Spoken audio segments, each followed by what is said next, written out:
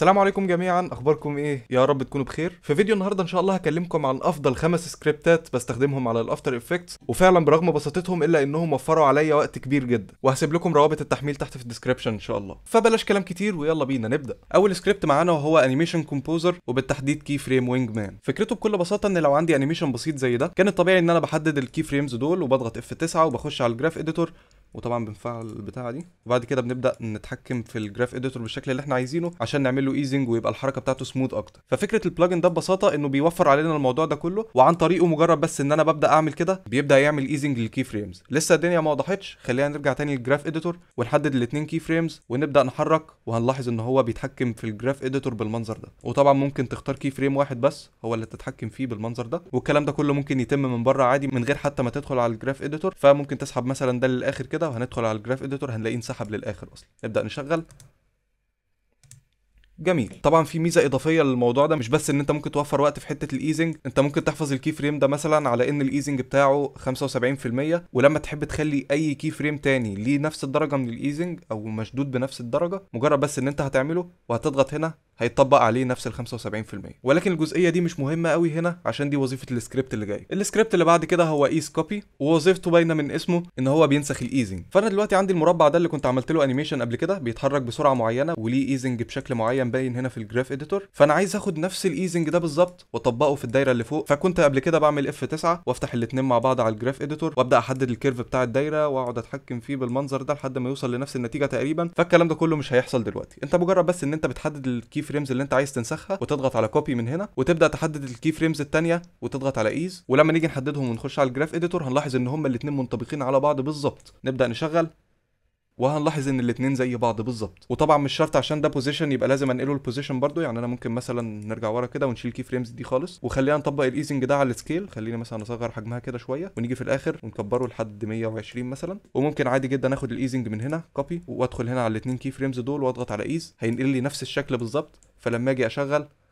هلاقي الخاصيتين بيتحركوا بنفس السرعه. السكريبت اللي بعد كده بقى سكريبت رايق حبتين، فكرته كلها انه بيعمل باونسنج. يعني ايه بقى باونسنج؟ انا دلوقتي مثلا عايز احرك المكعب ده من هنا لهنا، بس عايزه يجي في الاخر ويعمل شويه اهتزازات كده، يعني هيتحرك بالشكل ده كده ويرجع يهدي في النص. فعشان اعمل الموضوع ده قبل كده كنت بخش مثلا على البوزيشن واجي مثلا بعد ثانيه واحركه هنا. هنفترض مثلا ان القيمه بتاعته هتبقى 1000 بالظبط، وباجي قبل النقطه دي بشويه بخليه مثلا يتزق قدام، وباجي هنا بخليه يرجع ورا، وبعد كده يرجع يقرب تاني يعديه بسنه بسيطه، وبعد كده احددهم مع بعض واضغط F9 وابدا اشغل.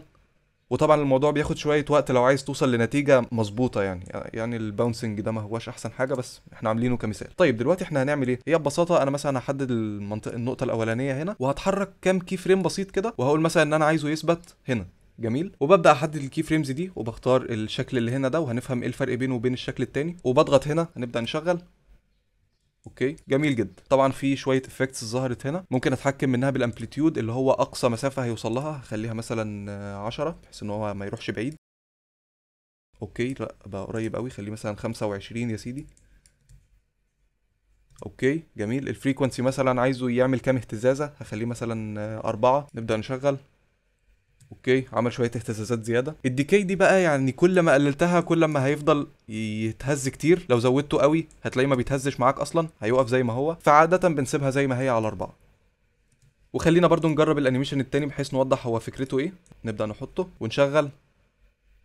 هنلاقي زي ما يكون خبط في حاجه وقعد يرتد عليها، وبكده نكون خلصنا السمارت باونس. السكريبت قبل الاخير هو 3 دي اكسترودر، سكريبت رايق حبتين. هو فكرته كلها انه بيحول اللايرز ل 3 دي وبيبدا يكررها ويحط كل نسخه ورا النسخه اللي قبلها بشويه، فيخليها بالظبط زي ما تكون 3 دي. انا مثلا عايز اخلي المربع ده يبقى 3 دي، هيبقى مكعب يعني او متوازي مستطيلات ايا كان اللي هيطلع معانا. فهخلي الدبت بتاعه مثلا يبقى 30 لاير، هضغط على اكسترود. مش هتلاحظ فرق كبير، خلينا بس ندخل هنا كده ونشغل الكاستم فيو 1 عشان نشوف المربع من الجنب. هنلاحظ ان هو اتحول لمكعب بالشكل اللي احنا شايفينه ده. خلينا نرجع تاني للاكتيف كاميرا وهنبدا نبص هنا. هنلاحظ ان هو حاطط لنا طبعا المكعب في كومبوزيشن جديد، والكومبوزيشن ده لو دخلنا عليه هنلاحظ انه عباره عن نسخ كتير جدا من المكعب مرصوصه ورا بعضها بالشكل اللي احنا شفناه هنا. ولو جيت مشيت عليهم بالماوس كده هتلاحظ في الفيو بورت انهم مترتبين ورا بعض بالشكل اللي احنا شايفينه ده.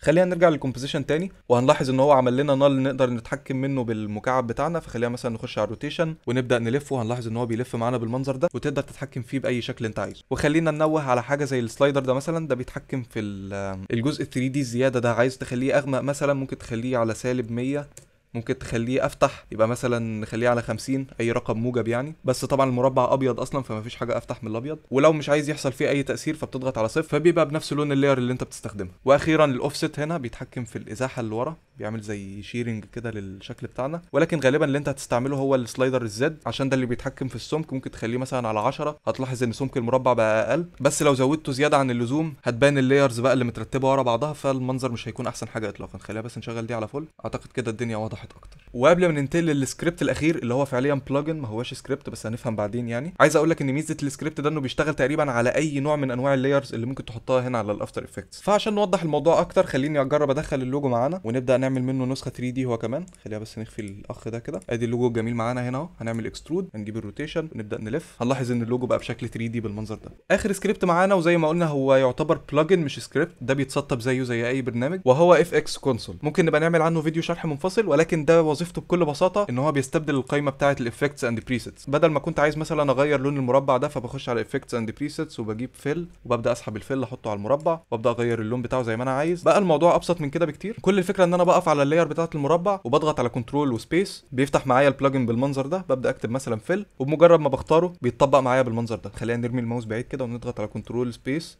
هبدا اكتب مثلا فيل بالمنظر ده، انتر، شكرا كده الافكت اتطبق. وطبعا هتلاحظ ان الافكتس اند بريسيتس اصلا اول لما بتفتحها بتعمل شويه لاج بسيط كده في البرنامج لحد ما تفتح، فاف اكس كونسول ما فيهوش الحته دي. انا عارف انها حته تافهه حبتين عزيزي المشاهد بس يعني ما. وبالمناسبه كمان تقدر تاخد سكرين شوت من اي لقطه موجوده عندك في الانيميشن، ولو دخلت هنا على الجاليري هتشوف كل الصور اللي انت خدت لها سكرين شوت قبل كده، وممكن تعمل اكسبورت. ولو اخترتها اس بي ان جي وجينا سيفناها في اي مكان هتلاحظ انه طلع لك الكومبوزيشن بالخلفيه الشفافه بتاعته. وفي حركه اسرع من كده لو كنت عايز تحفظها مره واحده، مجرد بس ان انت بتخش هنا على الاكسبورت وبتقول له سيف تو بي ان جي وبتتحفظ معاك بالمنظر ده. وبالمناسبه كمان ممكن تعمل لها كوبي تو كليب بورد، ولو دخلت في اي شات سواء على واتساب مثلا او الديسكورد ايا كان البرنامج اللي بتستخدمه وضغطنا هنا كده وبعد كده كنترول في، هتلاحظ ان الصوره اتحطت معاك اوتوماتيك من غير بقى ما تقعد تحفظها وترجع تعمل لها ابلود والكلام ده كله. وبس كده يا شباب نكون وصلنا لنهايه مقطعنا النهارده. فلو عجبك المقطع واستفدت منه ما تنساش تدعمنا باللايك وتشترك في القناه لو ما كنتش مشترك وتفعل زر الجرس عشان يوصلك فيديوهاتنا الجديده اول لما تنزل. مستني اراكم تحت في الكومنتات ايه اكتر سكريبت عجبكم من وسط الخمس سكريبتات اللي شرحناهم النهارده، او هما فعليا 4 سكريبتات وبلجن. وبس كده اشوفكم على خير الفيديو الجاي باذن الله. مع السلامه.